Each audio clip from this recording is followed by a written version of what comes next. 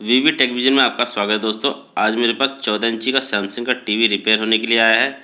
इस टीवी में प्रॉब्लम यह है कि इसके अंदर पिक्चर तो है मगर साउंड नहीं है। आज मैं आपको इसको किस तरीके से रिपेयर किया जाता है आज मैं आपको बताऊंगा।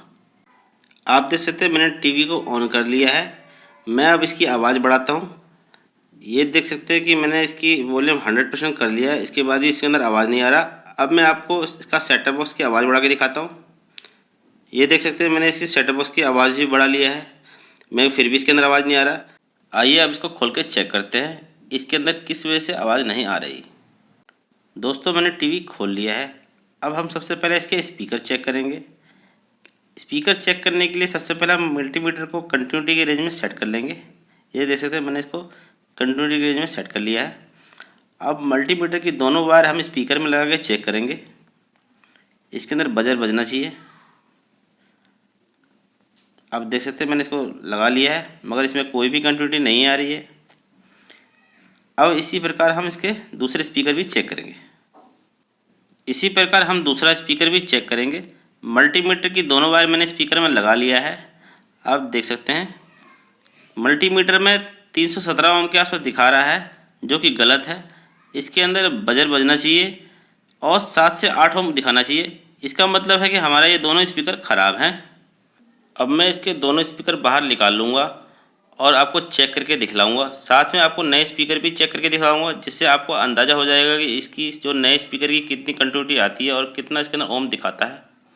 आइए अब इस स्पीकर को हम बाहर निकाल लेते हैं। मैंने टीवी के स्पीकर खोल लिए हैं। आप देख सकते हैं ये हमारे पुराने स्पीकर हैं और ये हमारे नए स्पीकर हैं। मैं पुराने स्पीकर की भी कंटिन्यूटी चेक कराऊँगा और नए स्पीकर की भी कंटिन्यूटी चेक कराऊँगा। इससे आपको अंदाज़ा हो जाएगा कि हमारे पुराने स्पीकर में कितनी कंटिन्यूटी आती है और हमारे नए स्पीकर में कितनी कंटिन्यूटी आती है, जिससे आपको स्पीकर चेक करने में आसानी होगी। दोस्तों मैंने मीटर को बजर की रेंज में सेट कर लिया है। अब मैं स्पीकर को बारी बारी से चेक करूंगा। ये हमारे पुराने वाले स्पीकर हैं। आप देख सकते हैं इसके अंदर 624 ओम के आसपास दिखा रहा है।